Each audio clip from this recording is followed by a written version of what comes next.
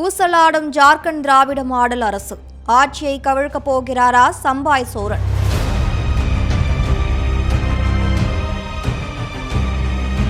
ஜார்க்கண்ட் மாநிலத்தின் ஆளுங்கட்சியான ஜார்க்கண்ட் முக்தி மோர்ச்சாவின் மூத்த தலைவர்தான் இந்த சம்பாய் சோரன்.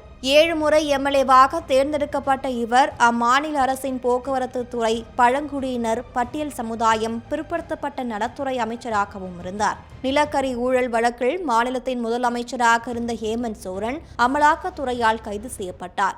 அப்போது மூத்த தலைவரான சம்பாய் சோரன் முதலமைச்சராக தேர்ந்தெடுக்கப்பட்டார். ஆனால் தான் முதலமைச்சராக இருந்த அந்த 5 மாதங்கள் தன்னால் சுதந்திரமாக செயல்பட முடியவில்லை எனவும் தான் அவமானப்படுத்தப்பட்டதாகவும் சம்பாய் சோரன் தெரிவித்துள்ளார்.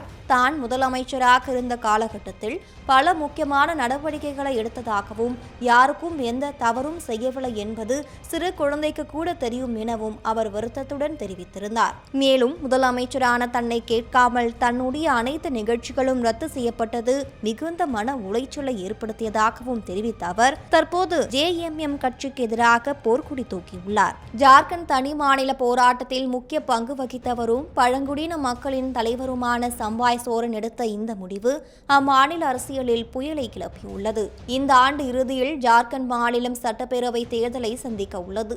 மூத்த தலைவரான சம்பாய் சோரன் தனது ஆதரவு எம்எல்ஏக்களுடன் ஜேஎம்எம் கட்சியிலிருந்து விலகினால் அது ஹேமந்த் சோரனுக்கும் அவரது கூட்டாளியான காங்கிரசுக்கும் பெரும் பின்னடைவை ஏற்படுத்தும். அதே சமயம் தனது உழைப்புக்கும் அனுபவத்துக்கும் உரிய அங்கீகாரம் அளிக்காமல் தன்னை கைப்பாவையாக நடத்திய கட்சியை தூக்கி எறிந்தது சம்பாய் சோரனின் சுயமரியாதையை காட்டுகிறது.